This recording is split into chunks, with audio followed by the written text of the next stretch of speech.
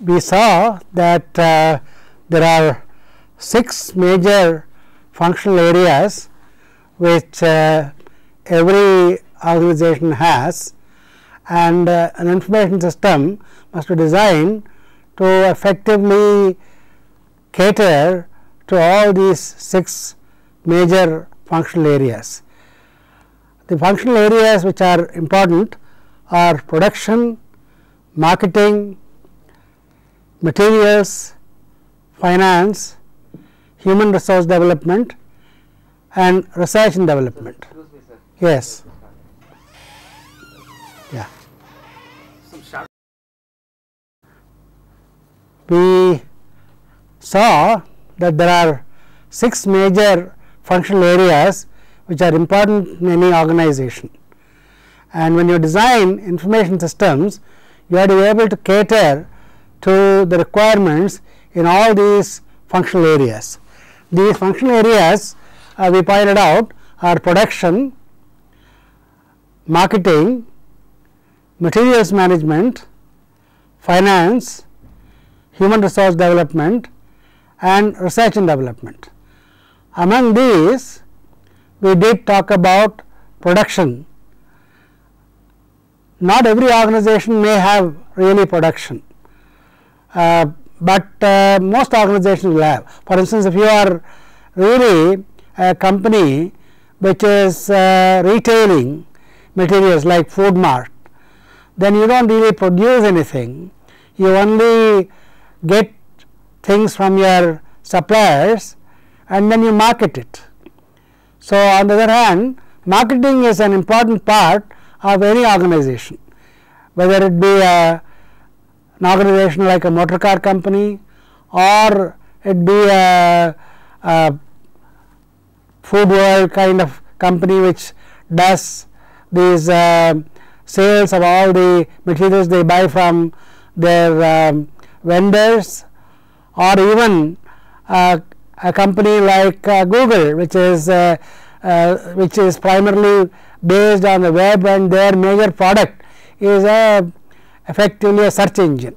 So, they also have to have what I would call marketing, because marketing is very crucial in the case of any company, particularly so if you are in the area of software design and try to market your software products, or even hardware design and hardware products. If you are making, say for instance, some personal computers, PCs, or something equivalent to that, the company's future will very much depend upon how well you are able to market the product you make.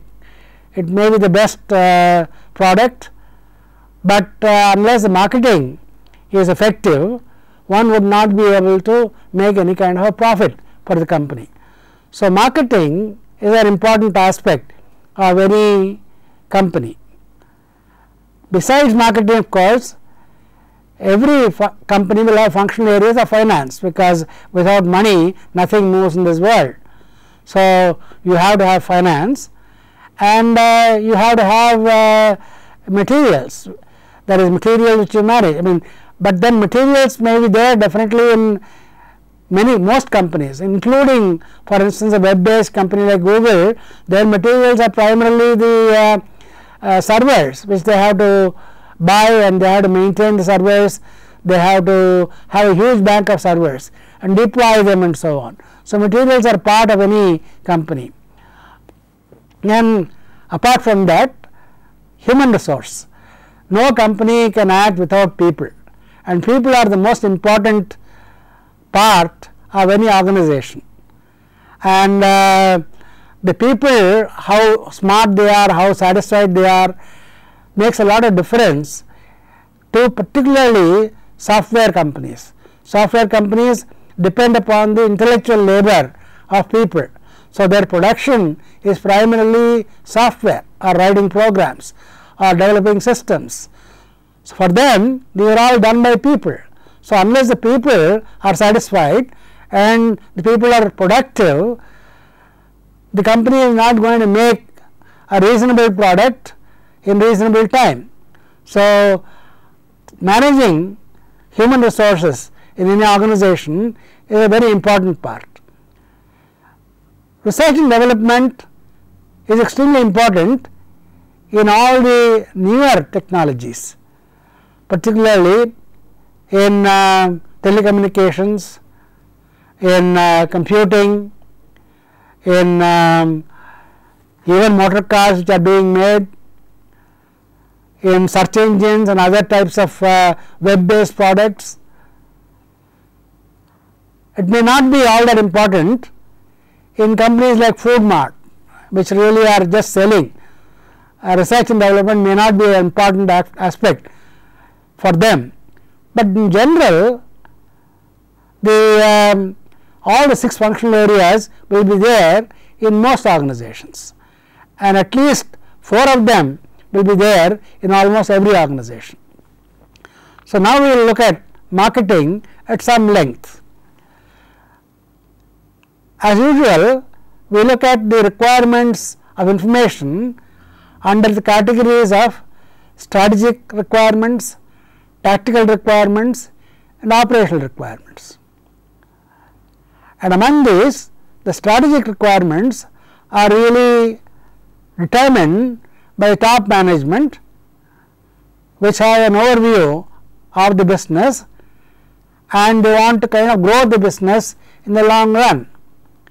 And tactics are by the second level of management, who having decided on a particular strategy try to make the best out of that strategy in terms of what I would call tactics, which last time I pointed out an example of a cricket team where strategy is something which is decided by the coach and the captain and the selectors and so on, and the tactics is on the field by the captain to win the match. So, similarly, to make the company profitable, tactics is extremely important, and this tactical information is what is the major work which is done by the middle level managers. And of course, operational information is voluminous, and that is required for day to day running, and we require a lot of that operational information in order to be able to have informed decisions at the tactical level as well as the strategic level. Unless you process a lot of day to day information, the people on the top will not know really what is going on day to day. They do not need to know everything, but they need to have a digest of what is the state of operations and how their strategy has impacted on the operations. Is the strategy led to better operations, or strategy is led to worse operations? So, they can change their strategy based on the results of the operations, which is obtained by the operational information. So, coming to marketing, as I said, marketing is the most important part of the working of any company, and even in a company such as Google, the marketing strategy has been extremely important to make that company prosper. One may wonder, what does a search engine company, where do they make their money? And in fact, they have to make money to survive, because they have to continuously improve their search engines, they get into new areas and so on. So, they have to have reasonable profit coming into their company for being able to be there for the long haul, and everybody is trying to compete with this kind of business. Now, the strategy which one has to look at is what are the markets, what are the new markets which are developing, and what are the competitors doing, and what is the technology and demographic forecasts and product changes. And these are the marketing primarily consists of methods of looking at what the competition also does, so that you can appropriately change your method of working. To look at an example of Google, what they started, when they started with this search engine, there are plenty of other search engines already in the market, and they had to make inroads into this market where there is already a lot of competition. So, what do? In order to get to the market, they give away free. So, they started giving away the Google free, in the sense that even today you can log on to google.com and search the web, and over some time, by word of mouth and by people actually using it, they found that their search strategy and their search engine was performing much better than the existing search engines. So, there is a lot of people starting to move to using Google. Now, when they start using Google, that means they have to actually improve it to survive. And in the meanwhile, of course, they can't be developing all the software free of cost and putting all the servers and so on with no revenue coming in. The original revenue, of course, came from some so-called venture capitalists who gave the money to get something started, but to sustain you have to market.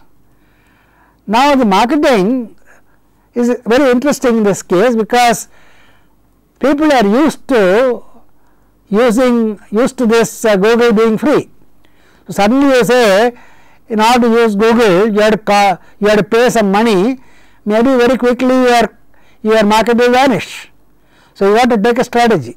So, their great strategic idea was that they went to the advertising people, and then they said, and lot of people use our search engines, and they search for a particular item on the web, like for instance, they are searching for say information about cars. When they search for the information about the cars, then I will give, along with the results of the search, a little ad saying that your car is one of the best in the market and so on, but not because it is not non-ethical in the sense that he is only putting an advertisement for you, which synchronizes with the search which a person is doing. So, there is no point in giving some advertisement regarding Maggi noodles when somebody is looking for search. Okay. So, it is extremely important to kind of synchronize what you bring. So, that technology they developed, with the result that they are able to synchronize the advertising with the search and getting the money from the advertisers. So, effectively they are getting money from Peter and then giving it free to Paul. Okay. And as far as we are concerned, we are very happy to continue to receive free search, and we do not particularly mind those ads as long as they are not intrusive. If they intrude and somebody else gives a better search engine without all those intrusions, very quickly people will desert Google and go to some other search engine. So, these have to be, people have to look out for the strategy, or the company must be to continuously look out for these problems. And if you take another example of motor cars. The motor cars, as you know, today in India there are many companies which are competing. On the one hand, there is the old Maruti, which has been there for the oldest company making many cars. Then there is this Hyundai which came up, and then there is Tata which also came up as a motor car, and there are other companies like Fiat and so on which are there in the market. There are at least about half a dozen companies in the market making cars.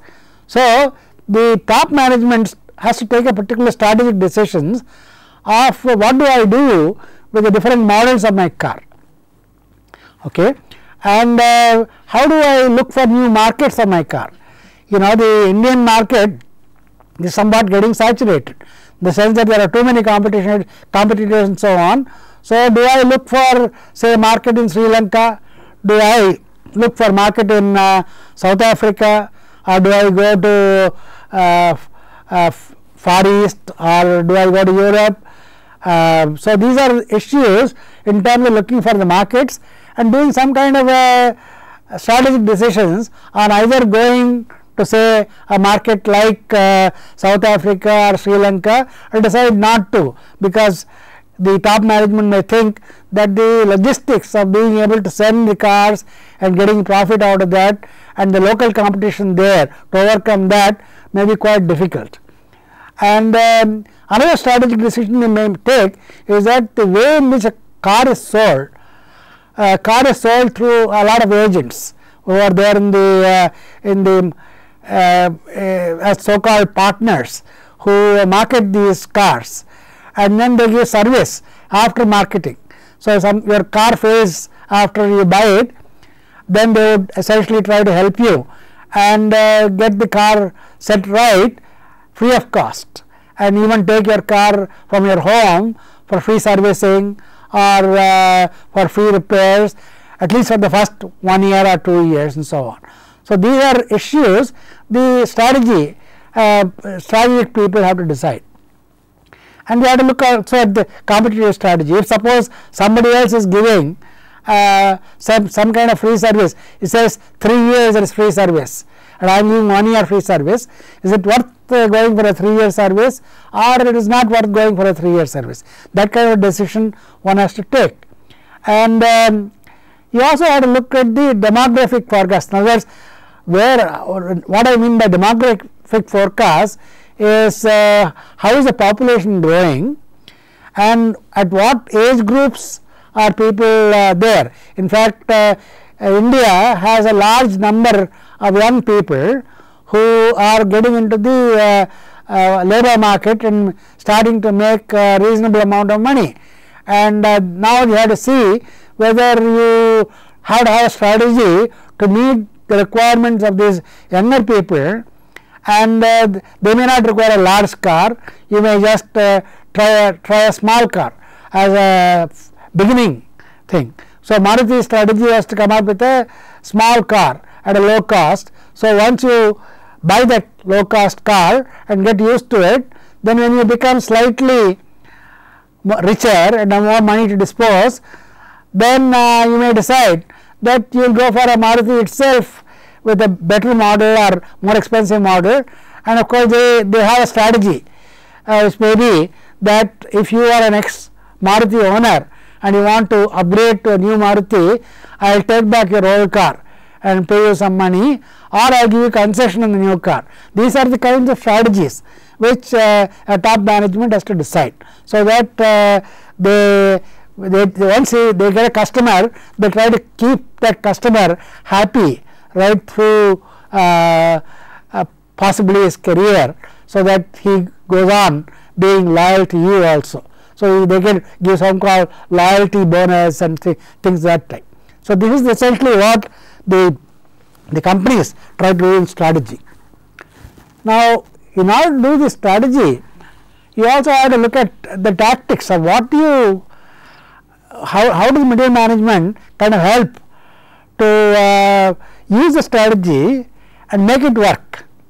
So, you have to look at, for instance, how do you advertise the fact that a strategic decision been taken, that if you are an existing owner of a small car and you want to upgrade to a bigger model, then I will give you a concession, or I will take back your old car. This has got to be advertised. People that should know. So, what technique should I use? How widely should I advertise? How much it is going to cost me? Is the return on the advertising revenue worth the cost? Also, today there are plenty of different avenues for advertising. You can advertise in TV, you can advertise in newspapers, you can advertise on the web. As I said, Google's major revenue is advertising revenue. You can advertise on the web. So, there are so many different areas through which you can advertise that you have to decide which is more cost effective. So, you really have to have information and analysis of information in terms of the impact of certain types of advertising on the increase in revenue.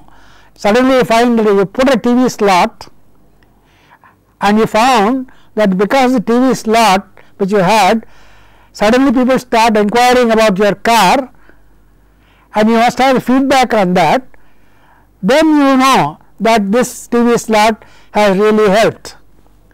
Okay. And so, that is the kind of thing which I mean by saying the analysis of impact. And also surveys of customer preferences. In other words, you try to look at who prefers what type of car, do they go for Tata car or they go for Maruti car and so on, and then you ask the question, why are you doing this? And one way of doing this is by sending out questionnaires to people, but nobody answers questionnaires because it's a bore, you know, to fill up all that form and returning it and so on. So, sometimes you use a tactic of saying that, well, if you fill up a form and send it to us and I receive the form, then you are eligible for a lottery which a free car and so on. So, little bit of incentive for you to fill that form, but most people may not think, because after all, you know, the possibility of getting a lottery car is so little that you may not think it is worth spending your time in doing that. So, normally people you have to have a tactical method also of whether to use this form method or to send people to inquire from house to house, but then people cost a lot of money to go and inquire. So, this again determining the cost benefit of all these methods. And now, what is the correlation between prices and sales? If I reduce the price, is sales going up? Okay. Or should I sometimes what happens is, if the price is made low, people think it is a cheap product and they do not buy it. They go for an expensive one because they think an expensive product is better quality. So, there is also psychology involved in this. So, pricing it at the right level is an important tactical decision one has to take. Like for instance, if you take say a computer, you are trying to manufacture computers in the market and sell computers in the market. Now, everybody talks about the sub 10,000 rupees PC and so on. Okay. So, is it really feasible to have that kind of a machine, even though people claim that sub 10,000 is now available, but the question is, what do you get with that sub 10,000? Okay. And is that machine fulfill all your requirements? So, one has to also look at the look at the fact that by putting the sub 10,000 PC in the market, has my sales suddenly gone up? Okay. If it has gone up suddenly because of this lowering of price, maybe I can make my small product the margin of profit small and get my money through margin. That is the margin is small by volume. A huge volume is sold in a small margin, so total profit is quite high. A very interesting example of this was the tactic which was followed by Borland in the olden days, when they came up with a compiler for Pascal, and when they came up with a compiler for Pascal, they sold it at $49, okay, which is considered a very low price compared to the compilers which are already in the market, which are selling for thousands of dollars. Now, when it is a $49 thing, immediately people started looking at it, because first of all they are concerned maybe it is not very reliable compiler. When they started using it, because the company started giving sample copies. When you started using it and you found it is as good as any in the market, suddenly the market size increased and lot of people, millions of copies are sold. And so even the margin on each copy is small. If you multiply a million by even $5 per copy, it becomes a huge amount. And interestingly, in software, the cost is not linearly proportional to the number of products the products which are sold. What I mean by this is, in a car there is a fixed cost for producing a car, and whenever you sell a car, the price of the car must be higher than the fixed cost of the car, and that is your profit margin. In the case of a software, your fixed cost is upfront, that is the amount of time you spent in developing that software and the number of people who work for it and so on. So all your money is already gone in terms of creating that product. So now the larger you sell, that cost is not going to go up for you, whereas your profit is going to go up for each new product, because the cost of a new software, this one more copy of the software is cost of a CD, and CD costs no money at all, really speaking, okay, compared to the cost of that software. So the marginal cost of selling extra software is in terms of production cost is almost zero, whereas your profit is constant. So profit can skyrocket if your volume goes up, okay, and that is essentially what they found. And this is a lesson learned by a lot of software suppliers.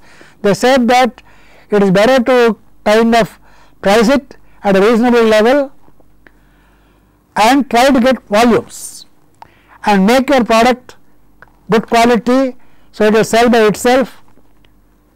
And also the method of giving something free as a so called trial copy for something like a month, and the trial copy, if you use for a month and feel satisfied, then you pay for it and keep it, otherwise I will kind of make it go away from your machine. So these are the kinds of tactical methods which people follow. Now the other tactical thing one has to do is about how to deploy your sales force. Okay, people have to say in any product you have to have some method of sales. Do you really have people going around selling, or is advertising sufficient for your selling? These are issues you really have to look at in terms of the sales force. Like in the case of, for instance, sale of books, there is sales force which goes to various booksellers and to college teachers and so on, and tries to promote the book. And so the sales force becomes very important to make the book known to the public and being available by putting it in the bookstore and so on. So where do I deploy this sales force? Do I deploy it in North India or South India or East India or West India?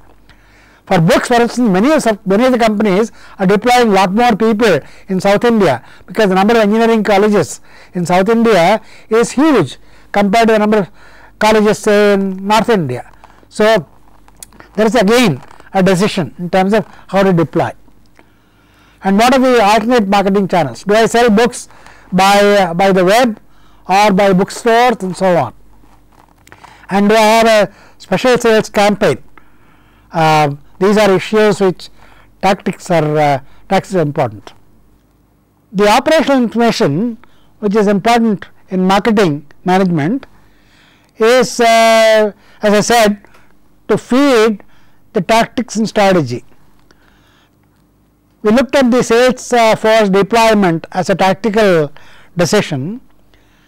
The operational decision is operational information required to take this tactical decision is to find out the sales analysis by regions, which customers, which salesperson sold and so on.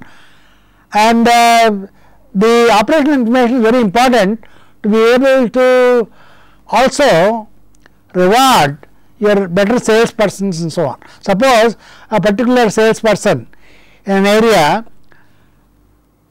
did exceedingly well, what normally companies do is to give some quotas to each salesperson, saying that you are supposed to sell this much, and if they exceed that quota by a considerable amount, then you have to give a bonus and make that thing make him give an incentive.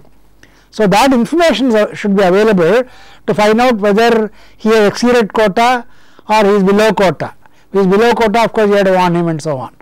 So this is the computer continuously computes or determines actual sales, who is salesperson in charge, and so you have a table which is use operational information, and then you give an exception report based on the table, giving the people who have exceeded the target by a considerable amount, and the tactical people may have tell you anything which exceeds 20% of the base amount, you will let me know, or if it is below 10% of the base amount, you let me know.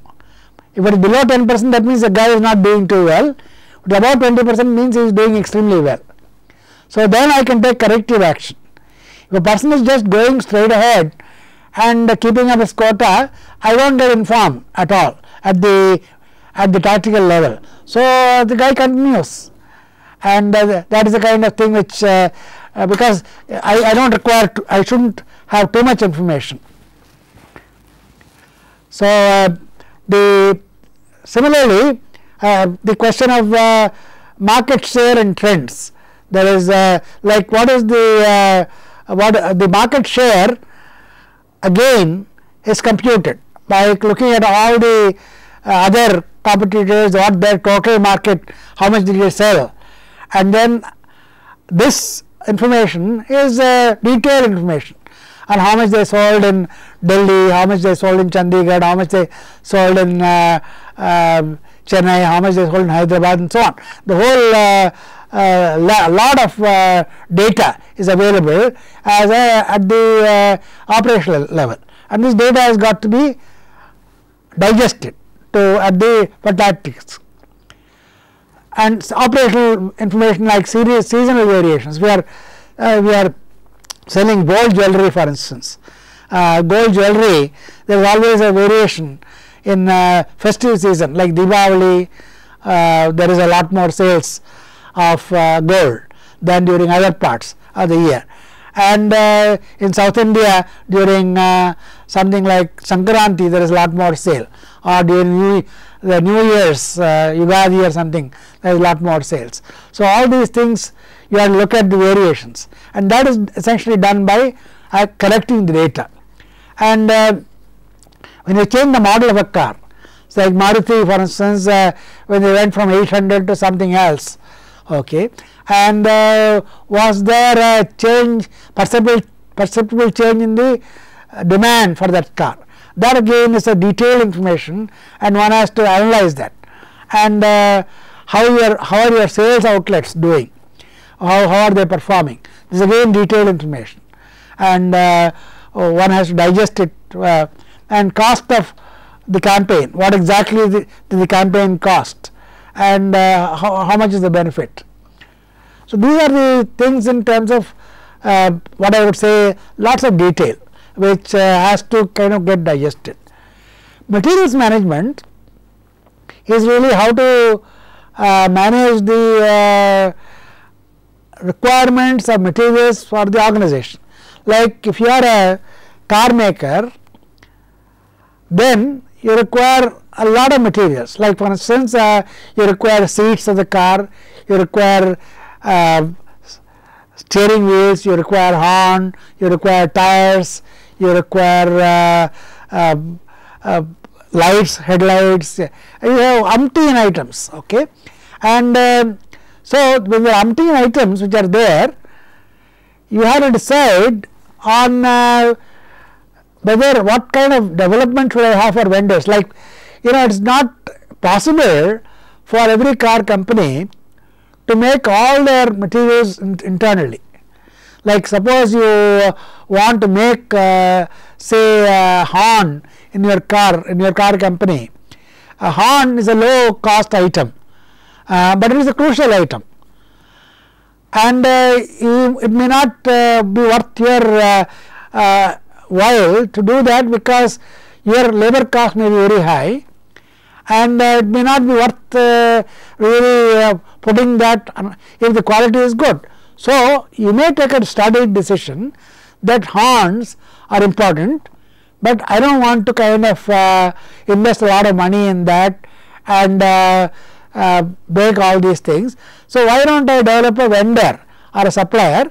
I will get hold of a small scale person in the nearby area, entrepreneur, and tell him that, look here, I have a requirement for 50,000 horns every 2 or 3 months, but can you make the 50,000 horns, and also give him the know-how to make it, because a small scale person may not have the know-how, and train him and to do that and so on, and then you develop that vendor. Once he becomes a good vendor, then your headache is removed, that is, he makes good horn for you per your specification. Also, the horn maker tries to sell that horn to other companies also, and then he will thrive, and it is in your advantage, because if his volume goes up, then his cost will go down and you also get the benefit. So, vendor development for critical items is an important part of any any materials management. Similarly, the development of for a publishing company, developing a paper vendor. So, saying I require this quality of paper. So, can you produce that quality of paper, and essentially try to develop that person. And another important strategic decision is, what is the optimal level of my inventory. In other words, suppose I buy horns for my car and I expect that there is about, I will sell 50,000 cars. Do I buy 50,000 horns ahead of time? And if I do not sell 50,000 cars and sell only 30,000, I will be left holding 20,000 horns for which I have paid, and I am not getting any result. So, that is a very bad thing to do. In fact, many of the Japanese companies, their major method is to so called just in time manufacturing. That is, they do not keep anything at all as a buffer in their company or inventory in their company. They expect the vendor to supply the item as and when required within a certain specified time.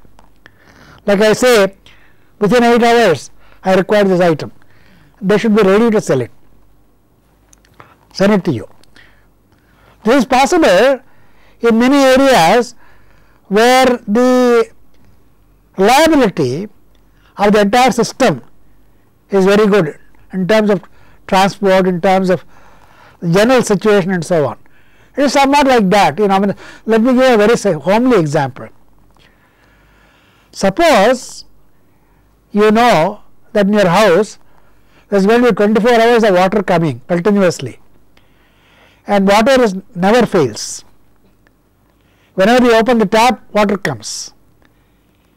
Then what will you do? You will never fill up buckets in your house, or you will not have a sump or an overhead tank and things like that, because as you open the tap, you can be assured that the water will come.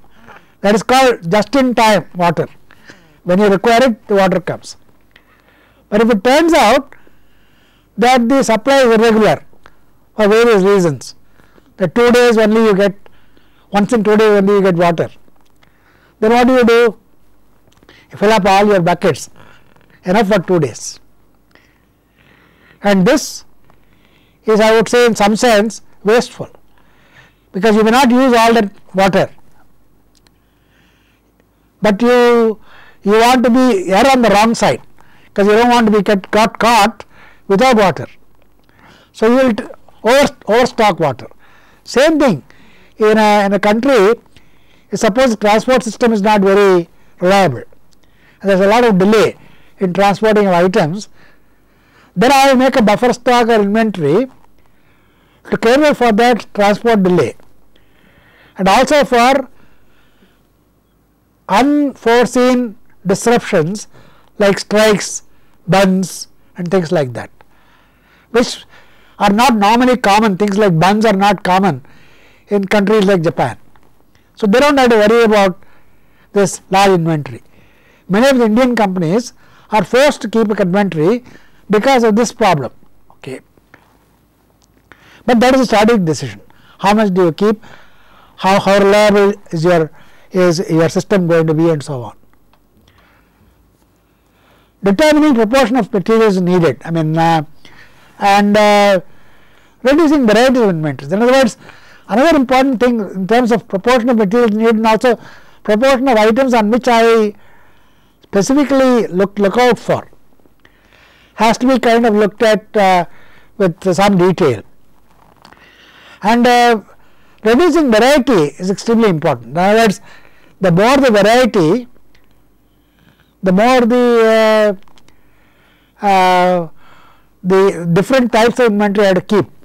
In fact, one of the interesting things which IBM used to adopt, even today in many computer manufacturers adopt, is that they fully load up a machine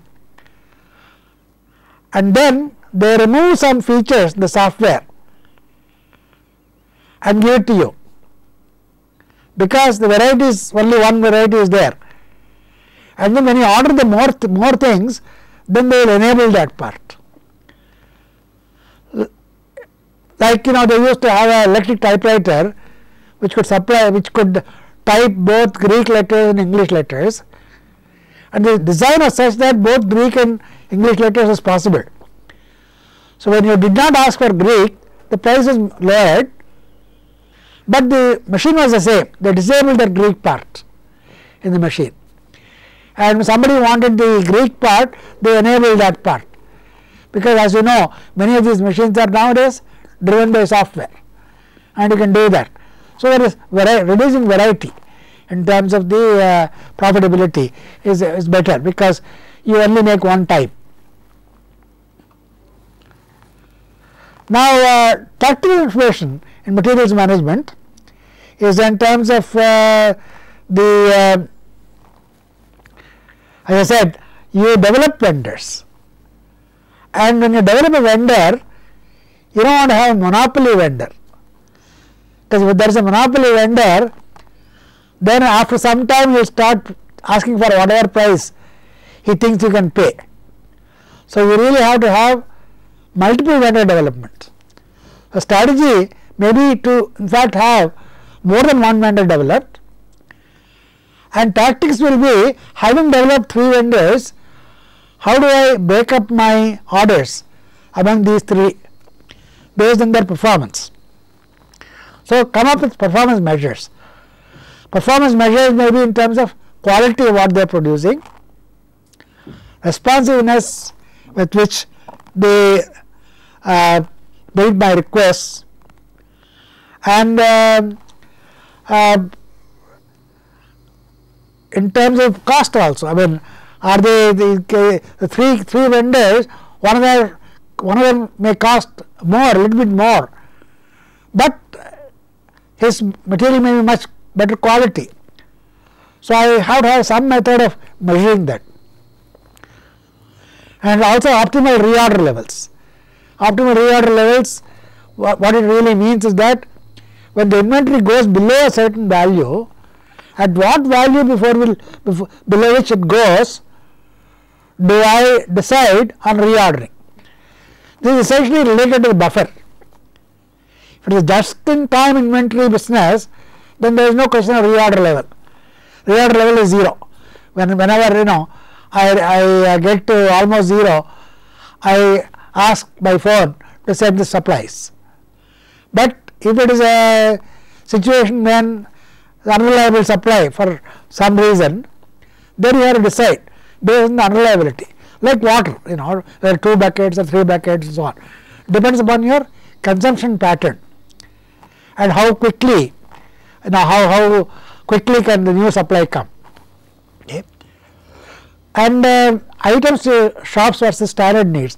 What it means is that in an assembly shop which is assembling cars, if they are assembling 1000 cars a day, you need 4000 tires plus one spare tire.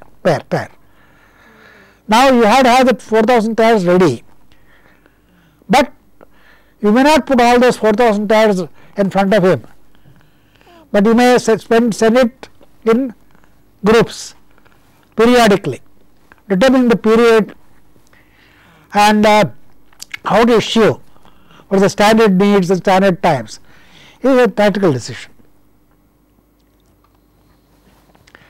Controlling the high value inventory. In fact, one of the interesting things most companies do is what is called an ABC analysis. That is, they look at the cost of the inventory item and divide it up into 3 groups. An A group, which is a very high cost item, a B group, the medium cost item, C group is very low cost item, I don't have to worry too much about it, about reorder level, because it is not critical. Like C level may be nuts and bolts,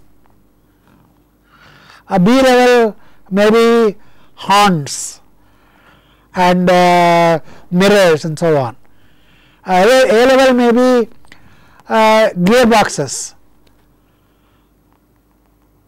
or engine blocks, which are very expensive.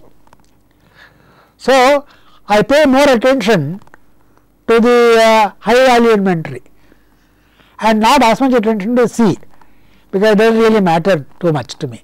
So if I concentrate on the high value items, in the long run I will save a lot more money. So that is what is done, controlling high value inventory. Determining impact of material cost and procurement with design changes in new product introduction. In other words, suppose I want to change the model of a car, then to what extent will the old items work? Do I require new materials? Do I have to develop new vendors? How will the cost of materials be impacted? So these are things which one has to be concerned about whenever a model is changed.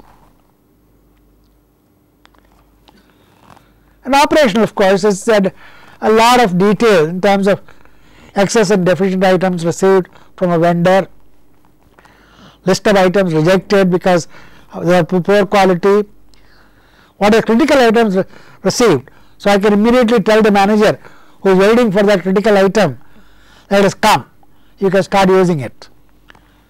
So quickly that information has to percolate upstairs. If stores in transit, because I am waiting for something, if I know it is in transit, I don't have to reorder very in a big hurry. I know it will come and how much is already come being inspected. I can expedite inspection if I am running out of that material. So these are operational information which day to day I give to the, in terms of what I really mean by this is knowing the critical item. The exception report can go to the tactical manager saying that critical item which you are really looking at, it is an inspection. So now he will ask inspectors to expedite it, saying don't inspect other things, do this first and send it back. So this operational information is important. Value of inventory in hand. What is inventory which is in my hand, so that I don't have too much of dead stock, because if there is too much of inventory in hand and it is too expensive, then I am losing money because it is dead. So the value has to be known to the so that it can be informed to the top management. So day to day the value should be available. What are goods received, what is rejected, what is issued. These are all details which whenever some goods come, I have to have a record of what came, what has been rejected, what has been issued. Because once it is taken into stock, then you have to inform the stores people that it is ready to be taken to stock, and once it goes to the store, you have to tell the finance people that money has to be paid because the item has been taken into stock. So then he has to generate a check. This is operational information. Daily these things have to happen. As and when an item is taken into stock and store, a payment has to be made. If the payment is delayed, then you will have a bad relation to the vendor, and so later on he may start reneging on supplies, starving you of supplies and things like that. So this operational information is very important. Finance is the next major item which we have to consider in some detail, because I said no company can really work without money. And so strategies in terms of how do I finance my operation. Like I said, I give an example of Google. The financing at the beginning was a whole year of venture capitalist money. That is, some fellows gave me venture capital and I used that venture capital money to be able to finance my first year of operation. After that, I had to find out some method of financing. I had to get a revenue stream. Some income has to be generated. Now the method of generating an income is the interesting top management strategy. But how much money is required to sustain the operation is something which a finance manager has to worry about.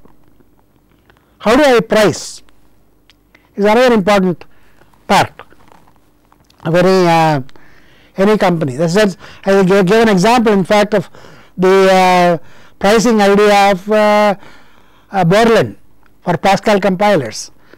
Similarly, in India now, one of the most widely selling product is a accounting product called Tally, which a lot of people buy for accounting. Now those people have to decide what pricing should I do if this particular product has got to be adopted by small shops. If I decide that if I tell a small shopkeeper who has a computer that to have an accounting package from me, it is going to cost you 12,000 rupees, he may say, well, the computer itself cost me only 15,000 rupees, why should I pay 12,000 rupees for software? That is a normal reaction of any person. So they have to really look at, is the pricing appropriate for the customer to whom we are selling. So the strategy may be that if I want to sell a lot more, maybe I make a special dispensation in terms of kind of cutting down on features like bells and whistles, as they call it, unnecessary features, and give a bare bones or core and price it at say 500 rupees or 1000 rupees, whatever, and survive on volume. So these are kinds of pricing policies. Tax planning. The tax planning means that every year, as you know, taxes are inevitable.